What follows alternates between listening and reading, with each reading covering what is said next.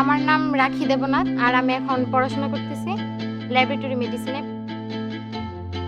3 বছর আমি নিজের চেষ্টায় পড়াশোনা করতেছি ময়মনসিংহে। টিউশন করি, মাঝে মাঝে ছুটিতে ল্যাবে কাজ করি। তো এখান থেকে বিএসসি করার ইচ্ছা আছে মাইক্রোবায়োলজি নয়তো বায়োকেমিস্ট্রি, দুইটা থেকে যে কোনো একটা সাবজেক্টের উপর।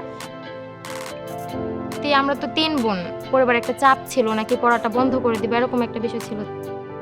2006 সালে এই প্রজেক্টে আমি যুক্ত হই প্রজেক্টের সাথে। এই 16 বছর আমার জীবনের সাথে অঙ্গাঙ্গিভাবে জড়িত ছিল এই বিডিসিএল চাইল্ড স্পন্সরশিপ প্রোগ্রাম। স্কুলের খাতা কলম, তারপরে স্কুলের ভর্তি ফি, স্কুল ড্রেস, 3 বছর পর্যন্ত কলেজের যাবতীয় খরচ, মাসিক বেতন সবকিছু পেয়েছি। এখানে একটা প্রজাপতি ম্যাডাম ছিল, উনি আমাদেরকে শারীরিক সম্পর্কে বলতো, মেয়েদেরকে বিশেষ করে বয়ঃসন্ধিকালে কি কি করতে হবে সবকিছু সম্পর্কে, পরিষ্কার থাকা এবং ভালো মন মানসিকতা থাকা, সবসময় উৎফুল্ল মনে থাকা। ছুটিতে বাড়িতে আসলে তো আগে থেকে একটু ভালো লাগে। কংস নদী পার হওয়ার পর থেকেই একটা আনন্দ চলে আসে যে বাড়িতে আসতেছি। বাসায় রান্না করি মার সাথে একটু, আর ওইখান থেকে যে রান্নাগুলো শিখে আসি এগুলো আবার এখানে করি। বাসায় বাবার সাথে তবলা বাজাই, বাবা গান গায়, আমি তবলা বাজাই।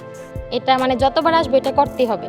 বাড়িতে আসলে সারাদিনটা এনজয়ের উপরেই কাটে আর কি, মজা আনন্দ সবার সাথে।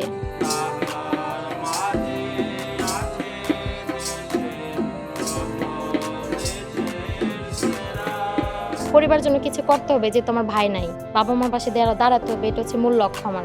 নিজে একটা ল্যাব দেওয়ার চিন্তা ভাবনা তো ফার্স্ট, তারপর সামাজিক কিছু কর্মকাণ্ড করতে চাই। কারণ আমি অনেক একটা জায়গা থেকে সাহায্য পেয়েছি, আর সাহায্য দ্বারা আমি উপকৃত হয়েছি। আমি যদি পারি কাউকে এরকম সাহায্য করার চিন্তা ভাবনা আমার আছে।